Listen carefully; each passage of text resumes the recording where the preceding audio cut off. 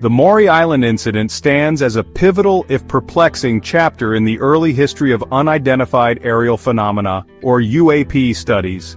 Occurring in June 1947, just days before Kenneth Arnold's famous sighting that popularized the term flying saucers, this event introduced many elements that would become recurring themes in UAP lore. It involved alleged eyewitness accounts, physical evidence, government investigation, and even tragic consequences. Understanding Maury Island is crucial because it set a precedent for how such encounters were perceived and handled in an era grappling with new technological anxieties and the dawn of the Cold War. The details, often debated, offer a fascinating glimpse into the initial public and official reactions to the unexplained. This incident is not just a simple story of a strange sighting. It is a complex narrative woven with threads of mystery, alleged intimidation, and official responses that have fueled speculation for decades. The events reported off the coast of Washington state involved more than just unidentified objects. They included claims of falling debris, harm to a witness, and even the death of military investigators. These are serious allegations. They demand careful examination. We must look at the available information with a critical eye, always seeking to separate verifiable facts from unsubstantiated claims, a core principle in any credible investigation into UAP. The significance of the Maury Island incident also lies in its timing. It emerged at a moment when the world was still processing the immense technological leaps of World War II and the profound geopolitical shifts that followed. The public imagination was fertile ground for stories of advanced, unknown technologies, whether terrestrial or otherwise. This context is vital for appreciating why the Maury Island story, despite its eventual dismissal by some official channels as a hoax, captured attention, and why it continues to be discussed. It represents one of the very first modern UAP cases to involve a detailed investigation and to introduce sinister undertones. Therefore, a thorough exploration of this incident requires us to delve into the initial reports, the individuals involved, and the subsequent investigations. We need to consider the atmosphere of the late 1940s, an atmosphere charged with both hope for the future and fear of the unknown. The Maury Island case, with all its bizarre twists and turns, became an early test for how society and government would confront phenomena that defied easy explanation. Its story is a reminder of the enduring human fascination with the unexplained, and the challenges inherent in investigating events that exist at the very edge of our understanding of the world. The year 1947 found America in a unique historical position.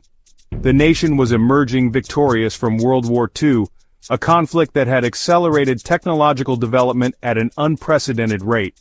Jet aircraft were becoming more common, and rocket technology, once the domain of science fiction, was now a reality.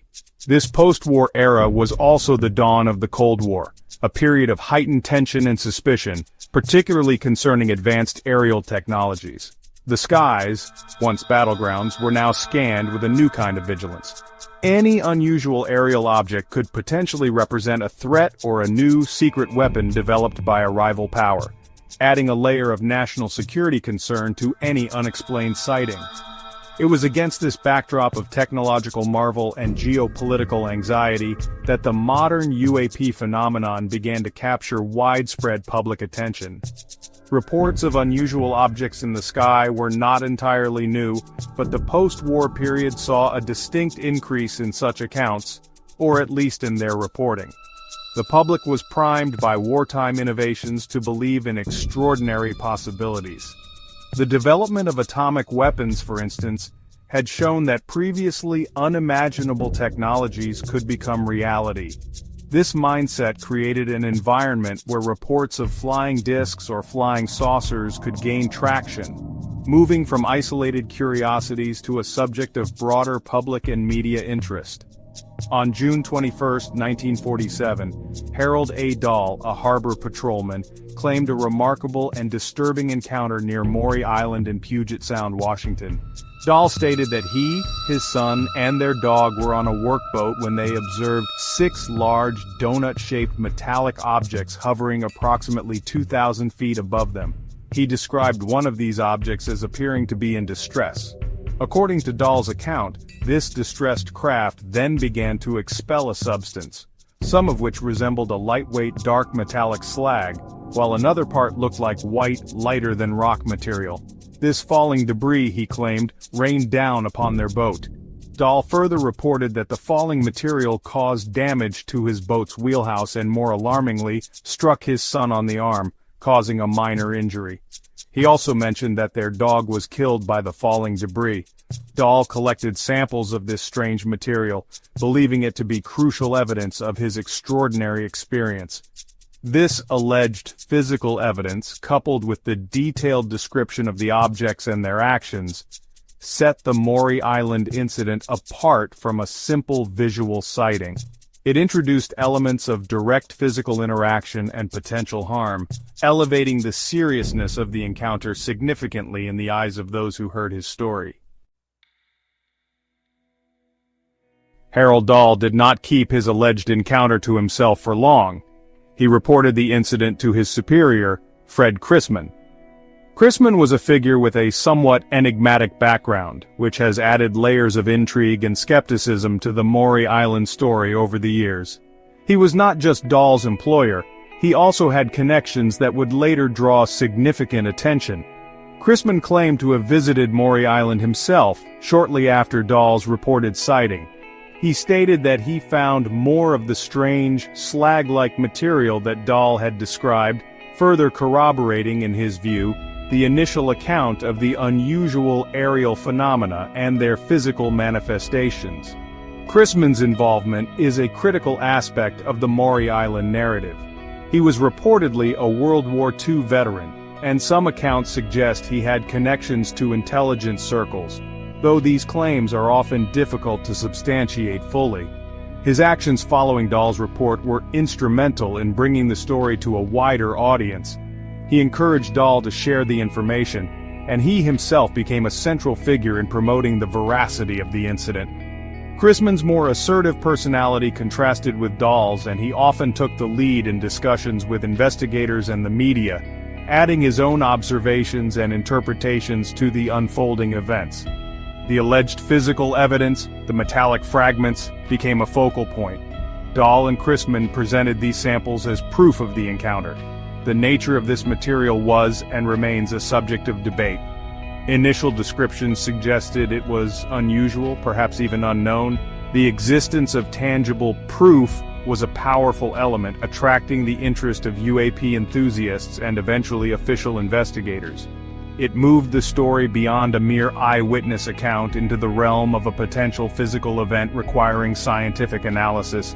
The samples were key to why the incident garnered the attention it did, promising a concrete link to the reported aerial objects. The story quickly reached Kenneth Arnold, the pilot whose own sighting of flying saucers over Mount Rainier on June 24, 1947, had ignited a national sensation. Arnold, intrigued by Dahl and Chrisman's claims and the physical samples, traveled to Tacoma, Washington to investigate further. He was accompanied by Captain Emil J. Smith of United Airlines, who had also reported a UAP sighting. Arnold's involvement lent a degree of credibility to the Maury Island story, given his newfound fame. He in turn contacted Army Air Force's intelligence, specifically Lieutenant Frank Brown and Captain William Davidson from Hamilton Field, California, urging them to look into the matter due to its potential national security implications. Section 4. Tragedy strikes. The investigation deepens and questions arise. The involvement of Army Air Force's intelligence officers Captain William Davidson and Lieutenant Frank Brown marked a significant escalation in the Maury Island investigation. These were not amateur enthusiasts. They were trained military personnel tasked with evaluating potential threats and unusual aerial phenomena. They arrived in Tacoma on July 31, 1947, to interview Harold Dahl and Fred Chrisman directly, and to examine the